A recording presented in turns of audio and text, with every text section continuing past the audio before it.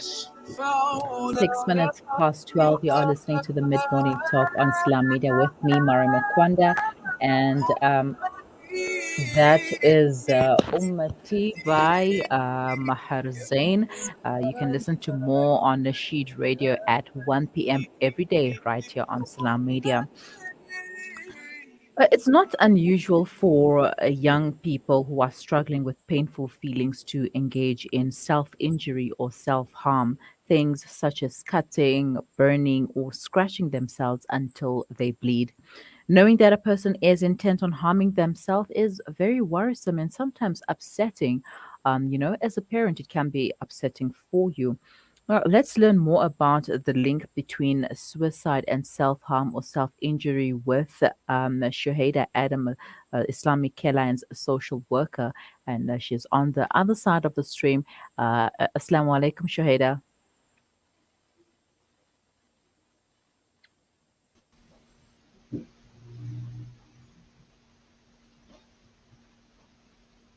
Assalamu alaikum, Shuhaida, and shukran for joining me once again.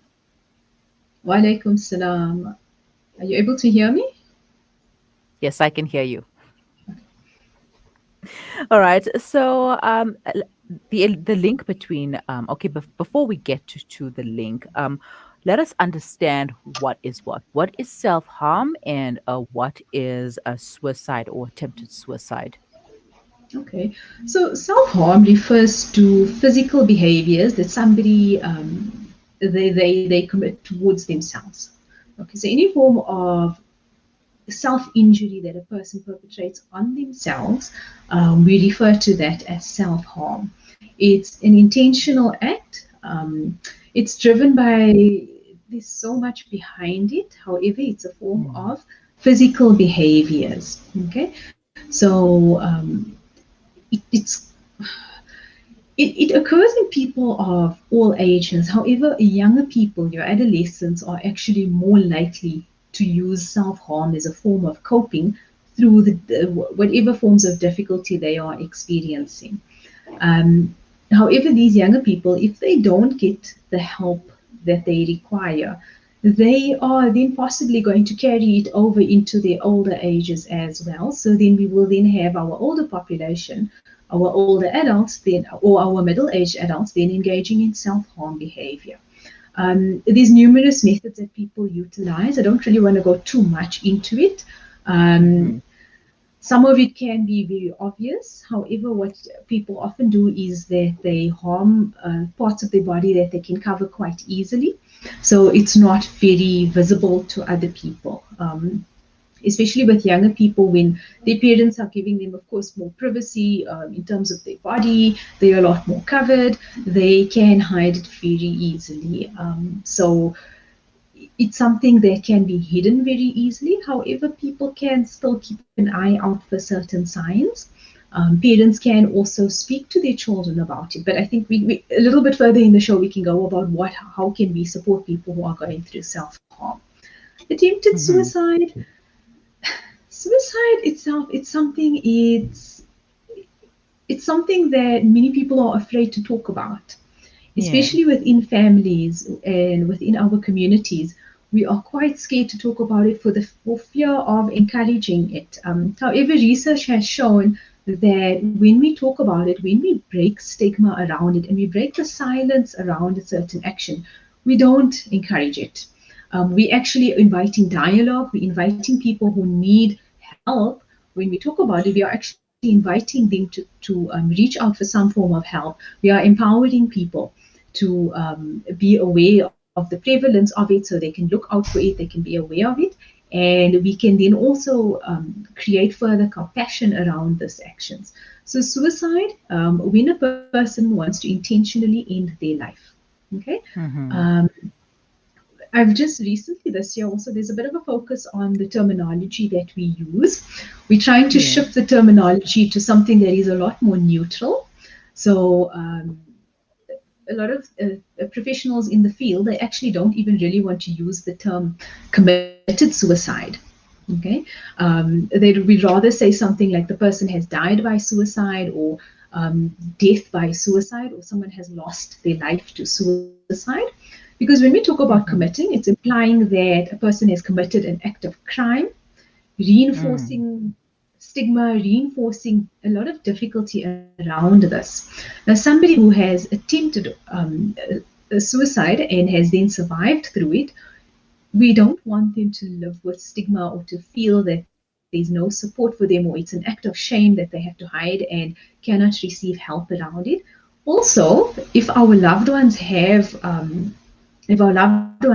died through suicide, those who are then bereaving that, when we put shame and stigma around these actions and when we close it off, our loved ones, then we cannot bereave it, we cannot come to terms with it. We are not really allowed to grieve the loss of this person who has then we have lost to suicide.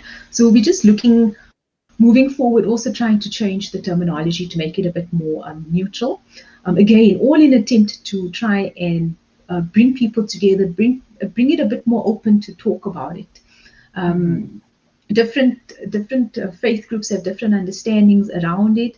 It would be quite important for people to speak to learned scholars in their faiths to get an understanding of what their faith truly says about it, because oftentimes there's also a lot of misconception around it. There's a lot Mm-hmm.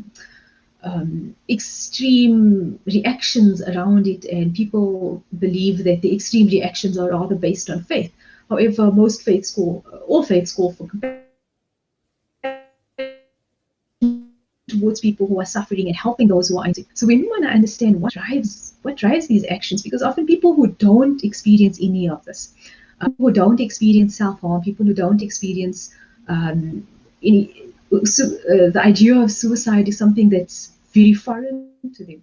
They tend to struggle about why would somebody want to commit something like this? Why would somebody want to act on certain things like this? However, there's a great amount of difficulty behind it.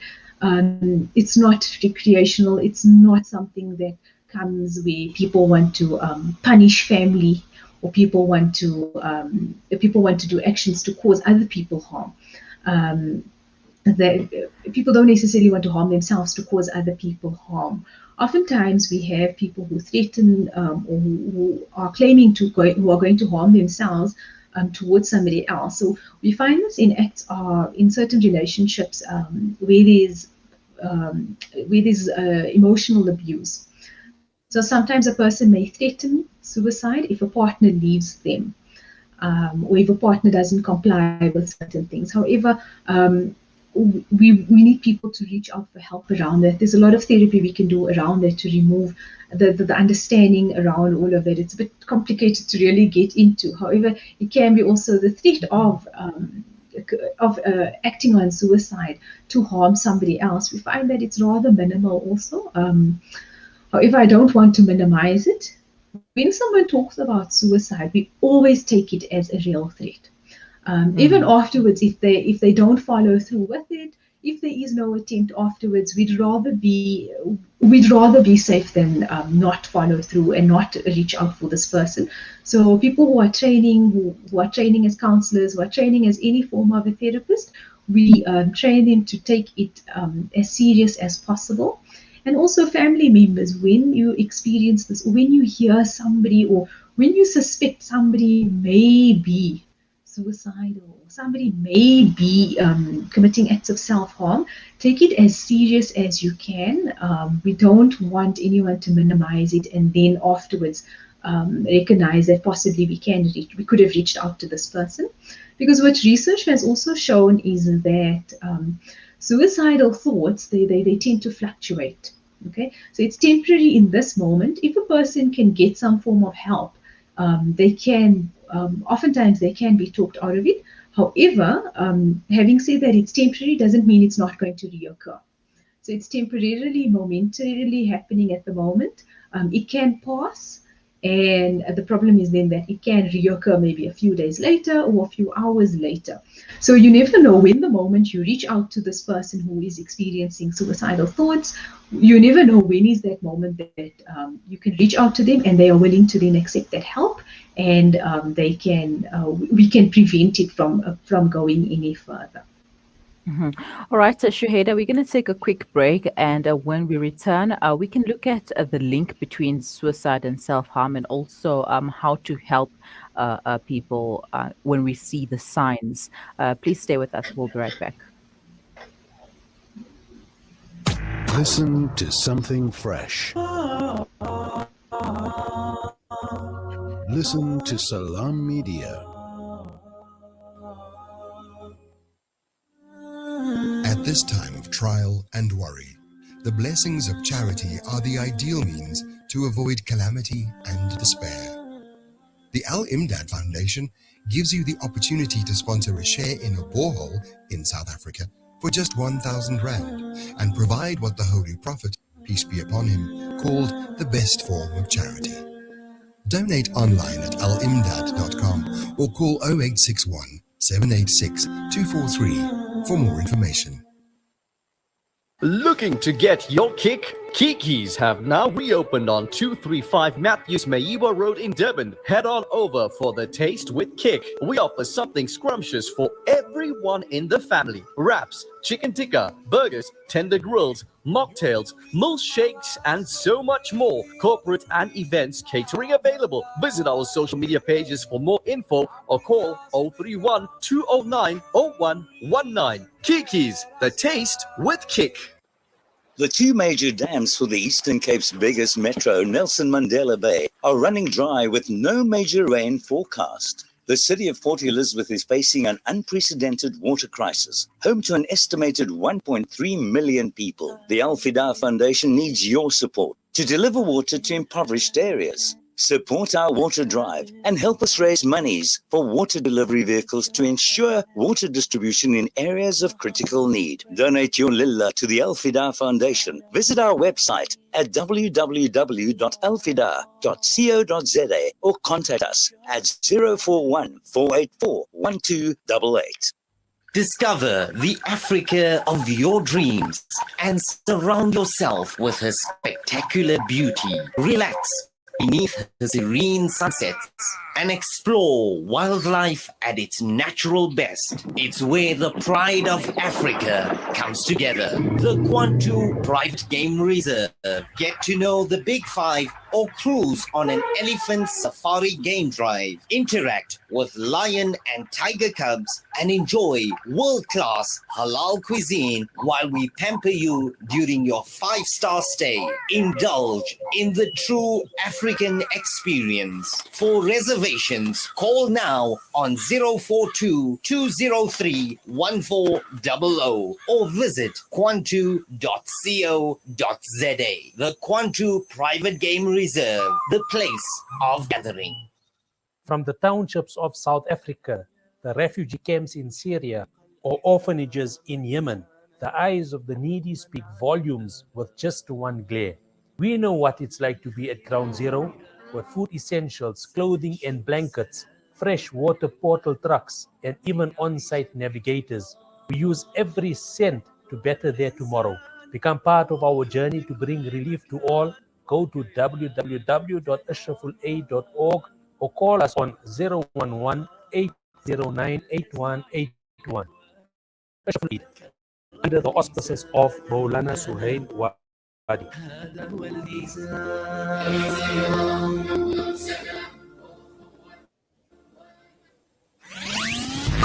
This is Salam Media, and you are tuned into Mid-Morning Talk.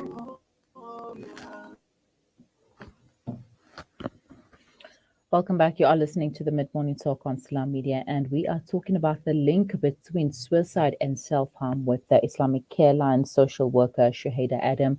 Assalamu alaikum, Shuhaida, and shukran for staying on the line. Before the break, you spoke about self-harm, what is self-harm and what is suicide, etc.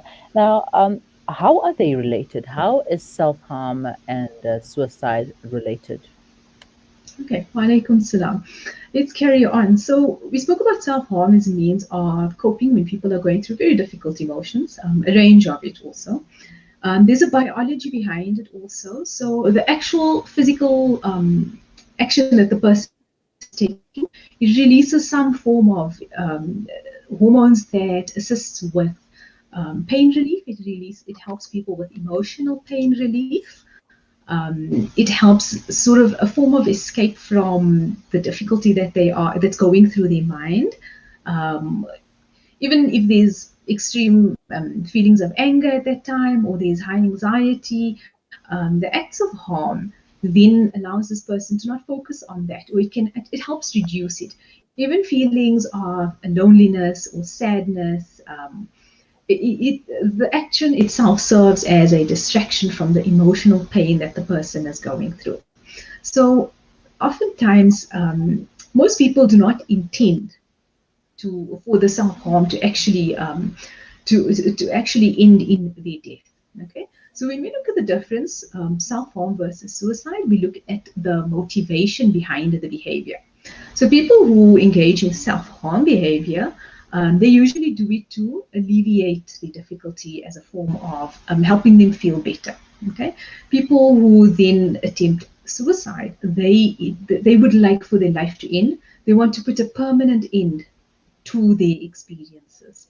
So the key difference, like I said earlier, is the motivation behind the behavior. However, just because people may not intend to put a permanent end, does not mean that it may not accidentally happen. So people who engage in self-harm, often they may not realize just how serious their action is. Also, people who have been doing it for quite a while, they tend to increase the severity of the action that they are committing, which then may lead to death. It may then be seen as suicide. However, if the person had no intention of putting it of ending their life, but through the actions of self-harm, because it's so severe, the injuries are so severe, they then end up dying. That is one of the very strong links. Also, we have people who struggle with a range of mental health disorders. So these are diagnosed disorders. And people with more severe psychiatric diagnosed disorders, they may then also self-harm to a point of where the injuries are very severe, and they experience the death then occurs. We also have people with substance use disorders, people who are struggling with substance use disorders, either accidental or intentional overdosing. Okay, so accidental overdosing, I think many of our users, they don't realize how far the actions have taken them and how far the drug usage is going to go. They may not realize also that the amount that they've used is then sort of a tipping point, and that the body cannot cope with it any further, and they then they may accidentally overdose. So they had no intention of doing that. However, because they are just not aware, or it's possibly never occurred to them that the body cannot cope with this any further, because of course foreign substances and acts of harm, our bodies can only handle so much of it. Okay, so oftentimes people who are engaging in self-harm behavior, it's highly accidental, and there's no intention of putting a permanent end to their lives. However, they don't necessarily realize just how serious the act of injury is. All right, Shuhaida, we only have 5 minutes left, so I don't know how you're going to cram in all of the next information. How can we get help? Or can we stretch this until next week, and we do a part 2 for this? We can do supporting family who have either experienced the loss of someone through suicide, or are wondering what can they do. The best thing is to reach out to those who are trained. They can guide you further. And then the next best thing to do is to reach out to the person that we're concerned about. It's not just family members. It can also occur in our other environments, our work environments. There's been many cases where people have attempted suicide, even in the work environment, somewhere in a private place, in the office environment, or the factory environment, in the schooling environment also. So it can occur all over. If you're suspecting somebody may be struggling with suicidal thoughts or maybe at risk, please reach out to them. Like I said in the beginning, also talking about it is not encouraging it. Okay, it's letting people be aware that somebody cares out there. Oftentimes, people want to put a permanent end to their lives because they feel that no one cares about it or the problem is unsolvable and it's too vast to cope with. So, reaching out is one of the best things we can do. South Africa has some wonderful organizations that specialize in these types of crisis moments. I can just give you the number. There's two crisis lines you can contact. There's 0800 567 567 or 0861 322 322. These are 24/7 crisis lines. It's not just for the person who's experiencing the suicidal thoughts, but also if you are in a situation where perhaps you're not even with that person and you know of somebody who is possibly suicidal, you can then contact them and they have the protocols in place to then be able to reach out and hopefully try to prevent an action from happening. Also, people who are struggling with suicidal thoughts, they're welcome to even speak to their medical professionals, so their local doctor, who can then take it further. How common is this behavior in our communities? I mean, you just mentioned that sometimes people commit suicide at work, so obviously there is something wrong here. Mm. Unfortunately, I don't have statistics for you, but I can tell you from our cases, many of our adolescents, especially our girls, they may come in for other emotional difficulties. However, the element of suicide is present in many of our cases. But like I said, unfortunately, I can't give you numbers to convey just how many. Oftentimes also because of the stigma relating to suicide. So when a person does die through suicide, as a community, we don't get to know because it's not spoken about it. And the family members, rightly so, they maintain their privacy, they maintain their confidentiality. So we don't really hear, in general, we don't really hear about it. But in the counseling setting, we do then hear about when people come in struggling to cope with that loss, they can convey to us that the person, they lost the person through suicide. So it's quite common. The attempts, the self-harm, I would say the self-harm it's quite common, especially amongst our adolescent girls. And especially in this past year or so, there's a lot of there's generally this great difficulty that we've experienced since the start of COVID. However, people are more isolated and they're struggling to access the usual peer support mechanisms. So they then, it seems that they are engaging in more harmful behavior to cope with the various difficulties that they're going through. And like you mentioned earlier, it all comes down to the language of use. I mean, saying someone committed suicide, obviously that would make a family less reluctant to speak about the suicide that has occurred in the family. I mean, nobody wants to come out and say, yes, she committed suicide. No, it's a very difficult time for the family to process. And when we change the use of language, that's when we can better speak about these things. That's when we can be open enough to talk about them and make people aware that they are happening. They do happen, and it's okay. There is help out there, and the numbers that you've just given us, as well as Islamic Careline, are available. And get the help now before it's too late. Shuhaida, shukran so much for your time. And next week, inshallah, we will be getting some more information about the support and the help that is available, etc. So I'll see you next week, inshallah. For now, take care and have a wonderful day. Assalamu alaikum. Likewise. Wa alaikum salam wa rahmatullah.